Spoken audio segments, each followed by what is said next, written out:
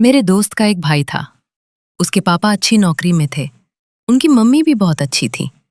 जब भी मैं उनके घर जाता तो नाश्ता और चाय के बगैर मुझे जाने ही नहीं देती थी। मलयालम परिवार से होने के कारण खाने में ढेर सारी स्वादिष्ट चीजें मिलती थीं। टीवी देखने के नाम पर ही मेरा वहां जाना ज्यादा होता था, क्योंकि उस समय मुझे फिल्मों का बहुत शौक था। और उनके घर का वो बड़ा सा रंगीन टेलीविजन किसी जादुई पिटारे से कम नहीं लगता था। मलयाली स्वाद का जादू।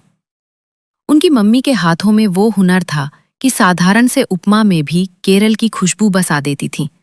और नारियल की चटनी का वो स्वाद आज भी मेरी जुबान पर वैसा ही ताजा है।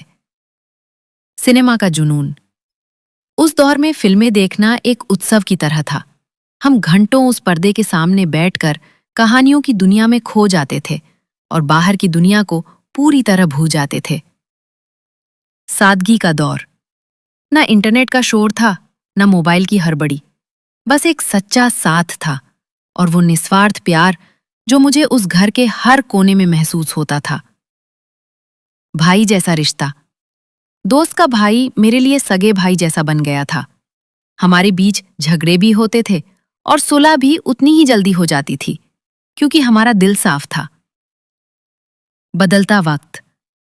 वक्त की रफ्तार ने आज हमें बहुत दूर कर दिया है, लेकिन जब भी मैं पीछे मुड़कर देखता हूं तो वो चाय की प्याली और वो हंसता खेलता परिवार मेरी सबसे बड़ी दौलत नजर आते हैं।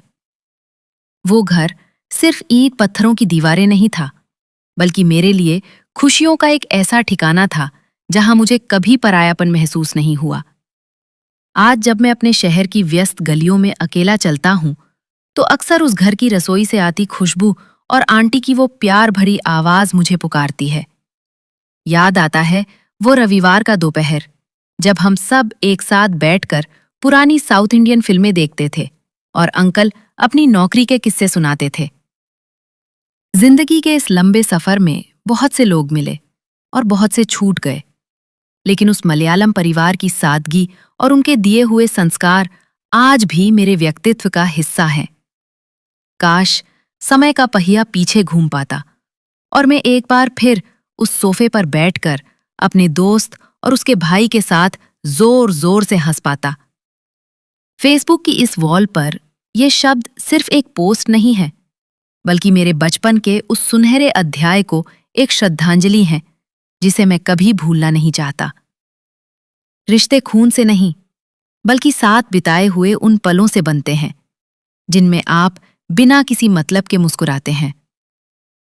क्या आपके पास भी कोई ऐसा दोस्त है जिसका परिवार आपके लिए अपने परिवार जैसा ही प्यारा रहा हो? यादों के इस सफर को जिंदा रखने के लिए अपनी कहानी साझा करें। कहानी कैसी लगी कमेंट करके बताइए। अच्छी लगी तो इंडियन जोक्स फेसबुक पेज को फॉलो करिए। वीडियो को शेयर करके दोस्तों को पास भेजिए। इस तरह की कहानी रोज आप लोगों को मिलेगी।